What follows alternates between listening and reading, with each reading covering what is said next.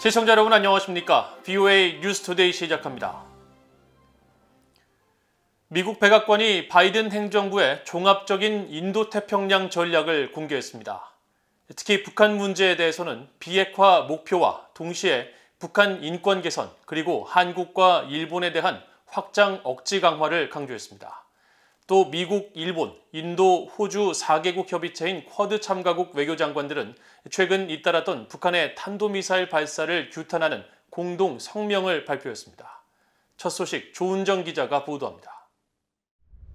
미국 백악관은 11일 발표한 미국의 인도태평양 전략을 통해 바이든 행정부의 구체적인 대북 정책을 공개했습니다. 백악관은 북한이 불안정을 야기하는 핵과 미사일 프로그램을 계속 개발하는 상황에서 계속 진지하고 지속적인 대화를 추구할 것이라고 밝혔습니다. 그러면서 한반도의 완전한 비핵화, 계속되는 인권 유린에 대한 대응, 북한 주민들의 삶과 생계 개선을 목표로 하고 동시에 북한 도발에 대응하기 위한 억지와 한국, 일본과의 조율 강화를 강조했습니다. 이어 미국과 동맹들에 대한 어떠한 공격도 억제하고 필요할 경우 격퇴할 준비를 유지하고 있으며 지역 전반에서 비확산 노력을 강화하고 있다고 밝혔습니다.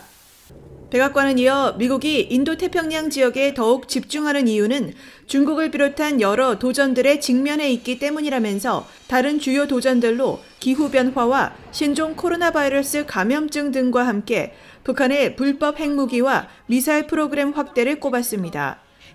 특히 바이든 행정부는 동맹과의 협력을 미국의 가장 강력한 비대칭적 힘으로 꼽으며 호주, 일본, 한국, 필리핀, 태국 등 영내 5개 조약 동맹들을 계속 현대화할 것이라고 밝히고 구체적인 행동계획 중 하나로 미한일 협력 확대를 꼽으면서 북한을 비롯한 중요 영내 도전들에 대한 3국의 협력은 필수적이라고 밝혔습니다. 이런 가운데 젠 사키 백악관 대변인은 11일 정례 브리핑에서 도널드 트럼프 전 대통령이 퇴임 후에도 북한의 김정은 위원장과 연락해왔다는 보도와 관련한 질문에 미국 외교의 주체는 바이든 대통령이라는 점을 분명히 했습니다. Former President Trump is not the president, and President Biden is the president, and he is the one who conducts diplomacy on behalf of the United States. 한편 미국, 일본, 인도, 호주 4개국 외교장관들은 호주에서 열린 쿼드 외교장관 회담 뒤 발표한 공동성명에서 북한의 탄도미사일 발사를 규탄했습니다. 4개국 장관들은 유엔 안보리 결의를 위반해 불안정을 초래하는 북한의 탄도미사일 발사들을 규탄하고 안보리 결의에 부합하는 북한의 완전한 비핵화에 대한 우리의 공약을 다시 확인하며 남북 일본인 문제의 즉각적인 해결의 필요성을 재확인한다고 밝혔습니다. 토니 블링컨 국무장관은 또 일본의 하야시 요시마사 외무상과의 회담에서도 북한의 미사일 발사를 규탄하고 한반도의 완전한 비핵화를 향한 일본과 다른 동맹, 파트너들과의 협력을 강조했다고 국무부는 밝혔습니다. VOA 뉴스 조은정입니다. 조 바이든 대통령이 취임 이후 1년 넘게 공석 상태였던 주한 미국 대사에 국무부에서 대북 제재 이행을 총괄했었던 필립 골드버그 콜롬비아 주재 미국 대사를 지명했습니다. 골드버그 대사와 함께 일했던 미국의 전직 관리들은 한반도 상황에 해박한 그가 주한 미국 대사로서 제재 문제를 넘어 효율적인 미한 공조를 이어갈 것이라고 평가했습니다. 김영교 기자가 보도합니다. 미국 백악관은 11일 보도자료를 통해 조 바이든 대통령이 신임 주한 미국 대사에 필립 골드버그 주 콜롬비아 미국 대사를 지명했다고 밝혔습니다. 골드버그 대사는 미국 국무부 최고위급 외교관인 경력 대사로 필리핀 주재 미국 대사를 거쳐 2019년부터 콜롬비아 주재 대사직을 수행하고 있으며 과거 국무부 정보연구 담당 차관보와 유엔 대북제재 1874호 결의안 이행을 위한 국무부 조정관을 역임하는 등 풍부한 외교 경험을 갖고 있다고 백악관은 설명했습니다. 골드버그 대사는 오바마 행정부 당시인 2009년부터 2010년까지 국무부 유엔 대북제재 이행 담당 조정관을 지내면서 유엔 대북제재 결의 1874호의 이행을 총괄하고 관련 국제협력을 조율했으며 당시 중국의 안보리 결의 이행을 강력히 촉구해 북한의 전략물자 밀반입 봉쇄 조치를 이끌어냈다는 평가를 받았습니다. 골드버그 대사와 비슷한 시기 북핵 6자회담 미국 측 대표로 활동했던 글린 데이비스 전 국무부 대북정책 특별대표는 VOA에 골드버그 대사가 대북 제재 관련 과거 경험을 바탕으로 한국 정부와 효과적으로 협력할 것으로 전망했습니다. I think it's good that he has had that sanctions experience because he knows a great deal about it, and he'll be very effective when, as ambassador of the United States, he's called upon to discuss it with his counterparts in the government in Seoul. 재무부와 국무부, 백악관에서 제재 문제를 담당했던 앤서니 루지에로 민주주의 수호재단 선임 연구원도 최고위급 외교관인 골드버그 대사의 대북 제재 경험이 미한 공조에 크게 기여할 것이라면서 기대감을 나타냈습니다. So there's a benefit to having a senior official, especially of his stature, going around the world and engaging at the right level with these foreign governments to encourage them to either, stop their activities with North Korea or to, work through whether they have the appropriate policies in place to detect when North Korea might come into their country.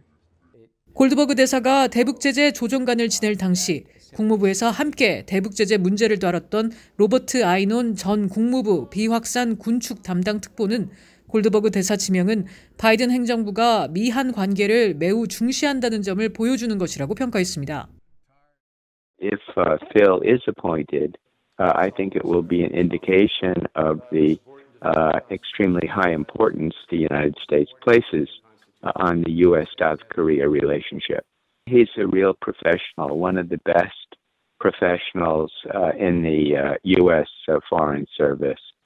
And I believe he will be the most recent in a long line of excellent U.S. ambassadors to South Korea.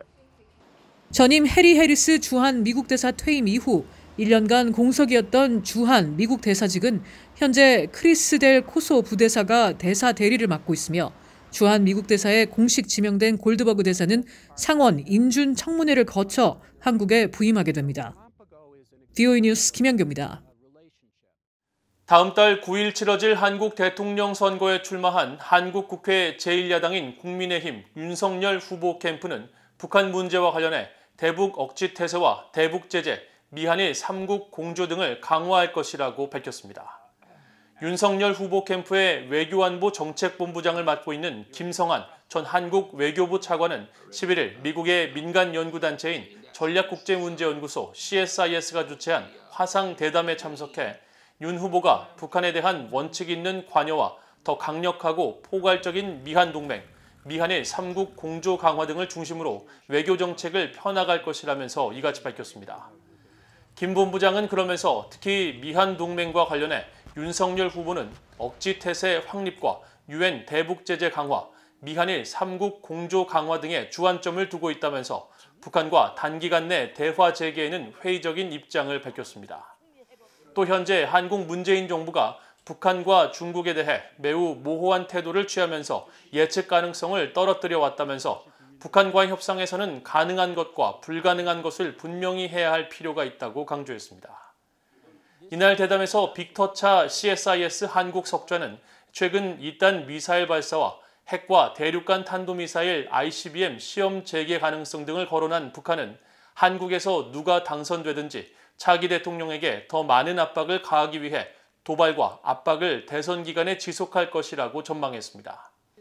수미테리 우드로 윌슨 센터 한국 담당 국장도 북한은 긴장 수위를 계속 높이며 새로 들어설 한국 정부와 바이든 행정부에 계속 어떤 메시지를 보내고 싶어 할 것이라며 이런 상황에서 미국과 한국이 같은 선상에 있는 것이 중요하다고 강조했습니다.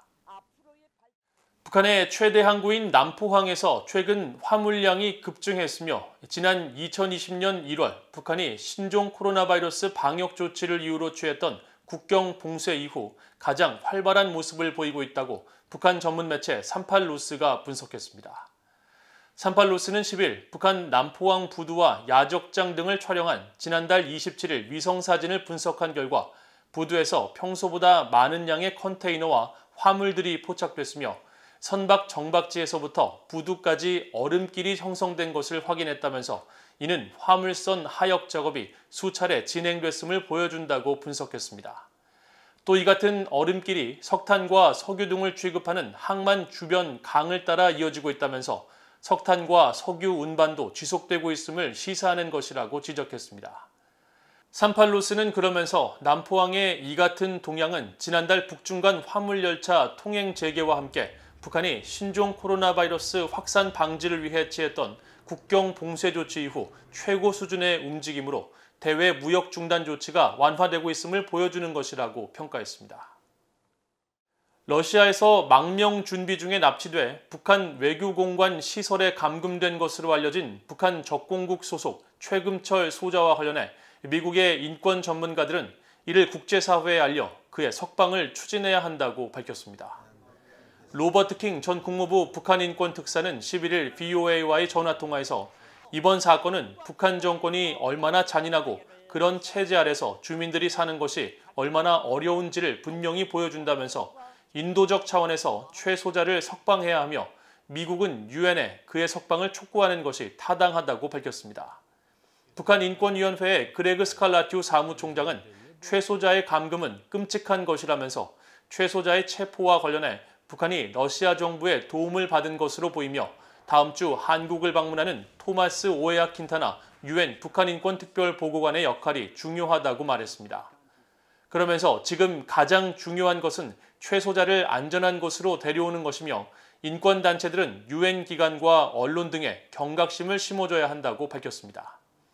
북한 자유연합의 수잔 숄티 대표는 우리는 이 남성이 아직 러시아에 있다면 그가 죽지 않도록 러시아 연방에 호소해야 한다면서 분명한 것은 최 소자의 생명이 심각한 위험에 처해 있다는 것이고 북한으로 그가 송환되면 처형당할 것이라며 난민협약에 서명한 러시아 연방이 국제조약 의무를 존중하기를 바란다고 말하고 한국 정부도 이 문제를 해결하기 위해 적극 나서야 한다고 강조했습니다.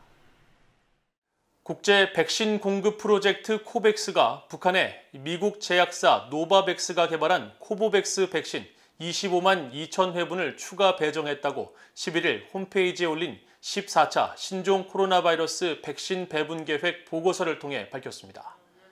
북한이 미국 제약사가 개발한 백신을 할당받은 것은 이번이 처음으로 그동안 북한은 영국 옥스퍼드 대학교와 다국적 제약회사 아스트라제네카가 공동 개발한 아스트라제네카 백신과 중국산 백신 시노백을 코백스로부터 배정받았습니다.